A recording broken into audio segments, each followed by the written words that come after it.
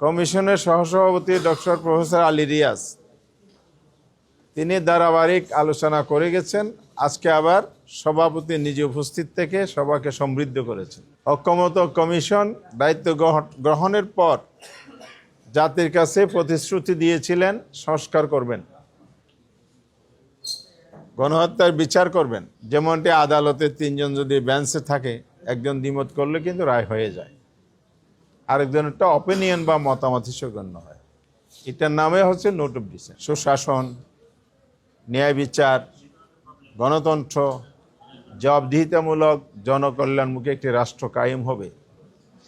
পুরনো যে ফেসিবাদী আমলের সব কিছু সংস্কার করে দিয়ে মুছে পরিষ্কার করে নবযাত্রা যে শুরু হবে, তার জন্য জুলাই চার্টারের আইনি ভিত্তির কোনো বিকল্প। সম্মানিত সাংবাদিক বন্ধুগণ, সবাইকে শুভেচ্ছা।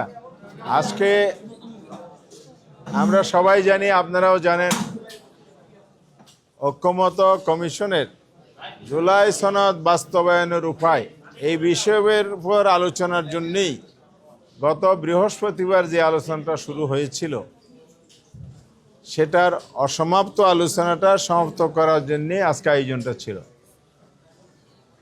আজকের এই আলোচনার মধ্যে বড় অগ্রগতি হচ্ছে মাননীয় প্রধান উপদেষ্টা ঐক্যমত্য কমিশনের সভাপতি প্রিসাইড করেছেন এবং উনি আসাতে প্রথম দিন যখন আলোচনা উদ্বোধন করেছিলেন তিনি উপস্থিত ছিলেন। এরপরে কমিশনের সহসভাপতি ডক্টর প্রফেসর আলী রিয়াজ তিনি ধারাবাহিক আলোচনা করে গেছেন। আজকে আবার সভাপতি নিজে উপস্থিত থেকে সভাকে সমৃদ্ধ করেছেন। আমরা বাংলাদেশ জামায়াত ইসলামী ওনার উপস্থিতিতে আলোচনা হওয়াটাকে স্বাগত জানিয়েছি, কৃতজ্ঞতা জানিয়েছি এবং আমরা যে এখানে বসতে পেরেছি যাদের বদৌলতে, যাদের আত্মত্যাগের বদৌলতে, শহীদদের প্রতি আমরা শ্রদ্ধা জানিয়েছি, স্মরণ করেছি। এটা দিয়ে আলোচনা শুরু হয়েছে। আলোচনার মধ্যে আমাদের যে বক্তব্য ছিল, আমরা অন্তর্বর্তীকালীন সরকারকে দায়িত্ব গ্রহণের পর থেকে সহযোগিতা দিয়েছি। কেন দিয়েছি এটা ব্যাখ্যা করেছি। আমরা জনগণের পক্ষ থেকে দেশের স্বার্থে সহযোগিতা দিয়েছি। এই জন্যেই ঐক্যমত্য কমিশন দায়িত্ব গ্রহণের পর জাতির কাছে প্রতিশ্রুতি দিয়েছিলেন সংস্কার করবেন, গণহত্যার বিচার করবেন, সুষ্ঠু গ্রহণযোগ্য নির্বাচন করবেন।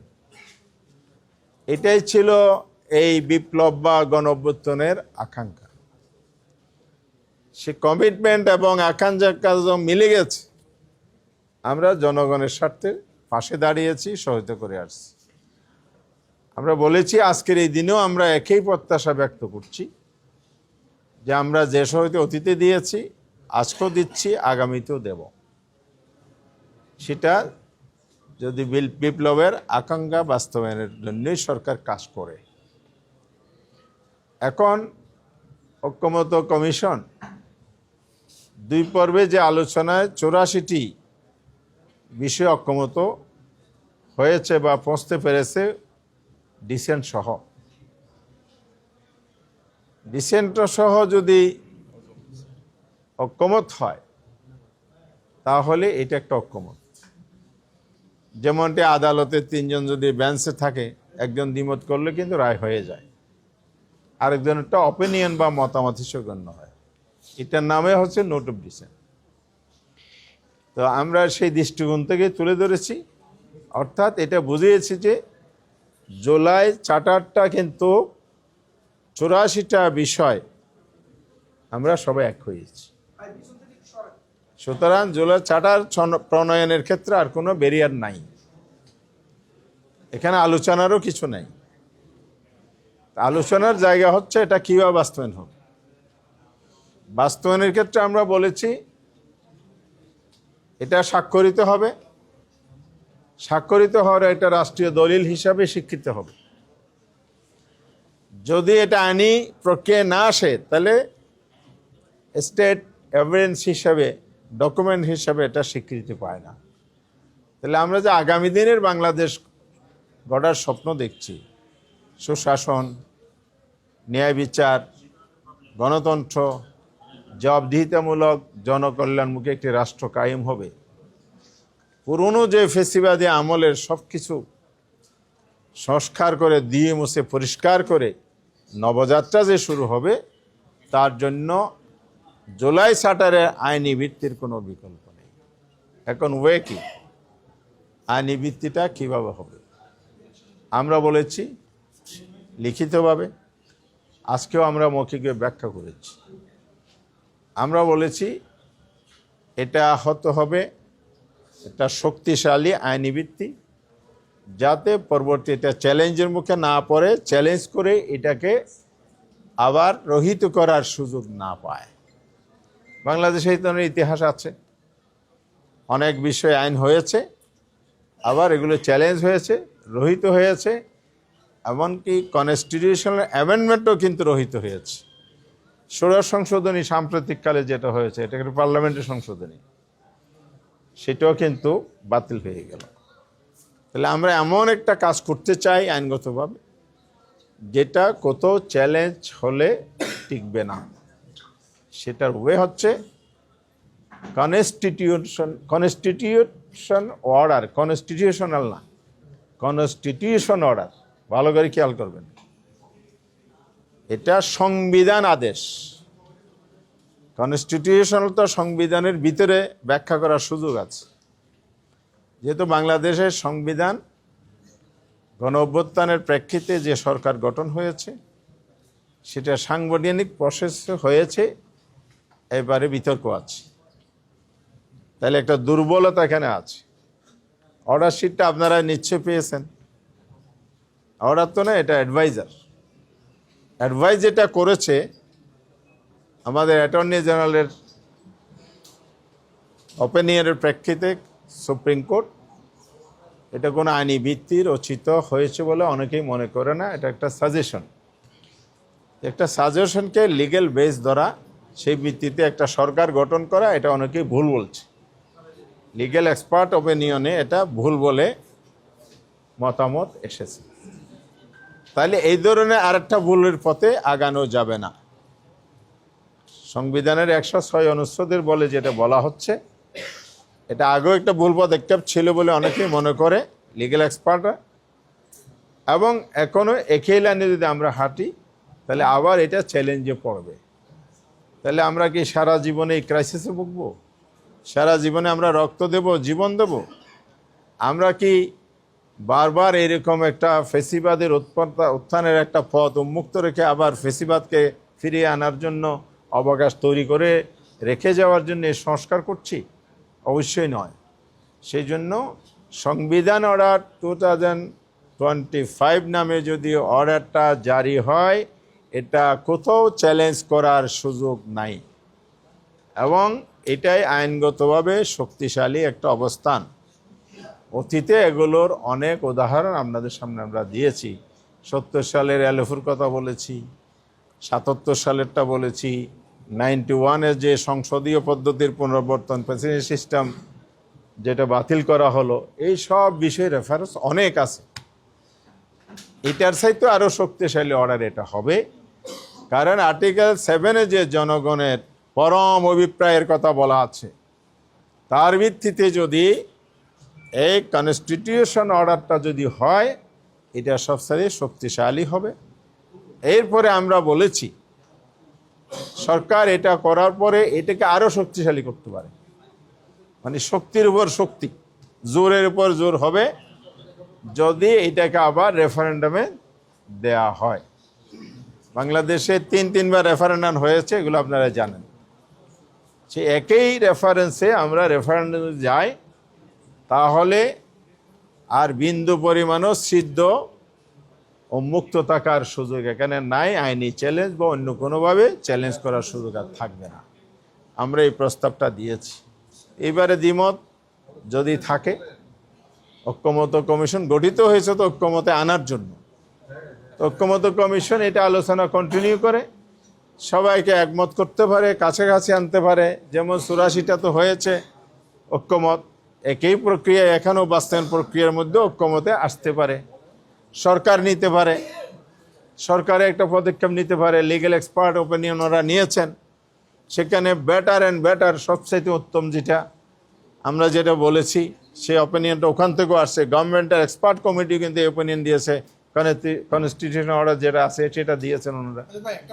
এরপরে আমি শেষ করছি, আমার শেষ হয়ে গেছে। এরপরে এই অর্ডারটা যদি কার্যকর হয়, গণভোটে যায়, তাহলে জনগণের কাছে কিন্তু চলে গেল। জনগণের কাছে চলে গেলে জনগণ এটা অ্যাকসেপ্ট করলে ওকে, আমাদের কোনো দ্বিমতের কারণ নাই, জনগণ ডিসাইড করেছে। আর যদি জনগণ গ্রহণ করে নিয়ে, তাহলে আমরা সেটা নিয়ে সামনে আগাবো। তাহলে আগামী দিনে যে একটা ক্রেডিবল ইলেকশন আমরা বলছি, আমরা যেটা সুষ্ঠু এবং ইতিহাসের উৎসম্মুখ সেরা নির্বাচন বলছি, সবটাই সম্ভব হবে যদি জুলাই সনদের আইনি ভিত্তি দিয়ে সেই ভিত্তিতে নির্বাচন হয়। আমরা এটাও বলেছি আমরা ফেব্রুয়ারিতে নির্বাচন চাই, ফেব্রুয়ারি নির্বাচন হইতে হবে, জুলাই সনদের আইনি ভিত্তি রচনা করে তার ভিত্তিতে নির্বাচন করতে হবে, এটা আমরা বলেছি। আর নেক্সট আলোচনা হবে আগামী বুধবারে, তবে না হয়তো আরো আলোচনা হবে। সাংবিধানিক অর্ডারের কথা বলতে তো আপনারা কমিশনকে যে প্রস্তাব পাঠিয়েছেন জুলাই চার্টার ইমপ্লিমেন্টেশন, সেখানে আপনারা একটা কথা বলেছেন যে এফিডেভিট করা এবং ওট নিতে হবে, শপথ নিতে হবে যে জুলাই চার্টারের ইমপ্লিমেন্টেশন প্রক্রিয়াটা অবশ্যই মানতে হবে। আরেকটা জায়গায় আপনারা বলেছেন যে যদি কেউ এটা মানতে অস্বীকৃতি জানায় তাহলে তারা নির্বাচনে অংশগ্রহণ ক্ষেত্রে ডিসকোয়ালিফাই হবে। দেখেন নিচে আরেকটা প্রশ্ন আমি শেষ করি, আরেকটা আপনারা বলেছেন যে যদি কেউ এটার বিরুদ্ধে ক্যাম্পেইন করে তাহলে সেই ক্ষেত্রে সেডিশন চার্জ। তাহলে আপনাদের যে এই প্রস্তাবটা, এটা তো আপনি তো কাউকে ফোর্স করে, আপনি ডেমোক্রেসির কথা বলবেন, এই তো ডেমোক্রেসি বুঝছি আমি, আপনার পয়েন্ট বুঝে গেছেন, তো উত্তর দিতে চাচ্ছিলাম। এটার সাথে একটু যোগ করি, সেটা হচ্ছে যে আপনারা এতদিন খুব স্টাক ছিলেন রেফারেন্ডাম এবং এই সনদের ভিত্তিতে নির্বাচন, এই জায়গা থেকে আপনারা একেবারে সরি নেই। আজকে আপনি বললেন, সকালেও বলেছেন, এখনো বললেন যে সাংবিধানিক অর্ডারের মাধ্যমে আপনারা এটা বাস্তবায়ন আপনারা মেনে নেবেন। বিএনপিও দেখলাম যে কিছু জায়গা থেকে সরে এসে তারা আপনারা সুপ্রিম কোর্টের কথা বললেন। তাহলে কি আপনারা কোনো এই নিয়ে কোনো একটা একমতে পৌঁছাতে পারবেন? জি ধন্যবাদ। আগে ওনারটা জবাব দিই। আমরা যে প্রস্তাবটা দিয়েছি সেটা হলো জুলাই স্পিরিটকে ধারণ করার দৃষ্টিভঙ্গিতে দিয়েছি। আপনি কি জুলাইকে ধারণ না করেন তাহলে আপনি তো ফ্যাসিবাদের পক্ষে গেছেন, অপব্যাখ্যার সুযোগ নাই। আমরা রিটেন দিয়েছি, একেবারে স্পষ্ট আছে। সেই জন্য আমরা বলেছি যে আগামী দিনে যারা বাংলাদেশে রাজনীতি করবেন, একটা নতুন ধারা, নতুন ব্যবস্থার অধীনে রাজনীতিটা করতে হবে, তার একটা পার্ট হিসেবে আমরা এই প্রস্তাবটা দিয়েছি। জি, আর ওনার ছিল হ্যাঁ সরে আসা, এখানে না আসার বিষয় না, একেবারে স্বচ্ছভাবে কথাগুলো আসছে। ওনারা ওনাদের মত দিয়েছে, আমরা আমাদের মত দিয়েছি। এই আলোচনার জন্য আবার বুধবারে আমরা বসবো, তখন তো কাছাকাছি আসার জন্য আরো উপায়ও বের হতে পারে। সুতরাং না, সাংবিধানিক অর্ডার যে আমাদের প্রস্তাব মেনে নেওয়ার কি আছে, এটা তো আমাদের প্রস্তাব। জি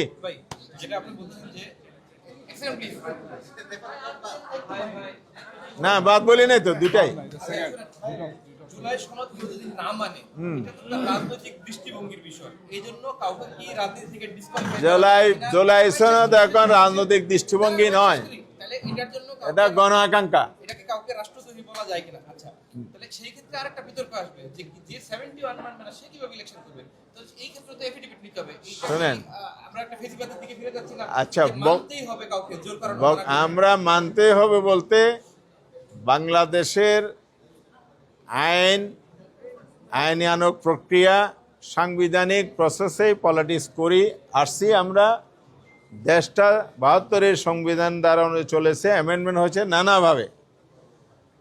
এখন প্রেক্ষাপট যখন তৈরি হয়, বাংলাদেশের স্বাধীনতা যুদ্ধ আমাদের একটা অর্জন, আমরা বারবার বলেছি। বাংলাদেশকে মেনে নিয়েই কিন্তু সবাই রাজনীতি করছে, আমরাও তাই। সুতরাং এখানে এই পিছনের কথা আর টানার কোনো সুযোগ নাই। ওটা না মানলে বাংলাদেশকে তো অস্বীকার হয়ে যাবে, সুতরাং নির্বাচনের প্রশ্ন আসবে কিভাবে? আর জুলাইটার হুবহু এরকম না হলো জন আকাঙ্ক্ষার জায়গায় এই স্পিরিটটা এমন জায়গায় উচ্চ পর্যায়ে চলে গেছে যেটা ধারণ না করে ভবিষ্যতে আসলে রাজনৈতিক পথ চলা কঠিন। সেই সেই সেই জায়গা থেকে আমরা বলেছি যে জুলাইয়ের স্পিরিটটাকে আমরা ধারণ করে রাজনীতি করতে চাই। যে এটা বিষয়টা হলো প্রস্তাব আলোচনা হয়ে যে জায়গায় কনক্লুশন হবে সেই জায়গায় না আমরা এটা বলতে পারি। আমরা তো আলোচনা ক্লোজ করি নাই, 17 তারিখ তো আলোচনা হবে। জি জি, থ্যাংক ইউ।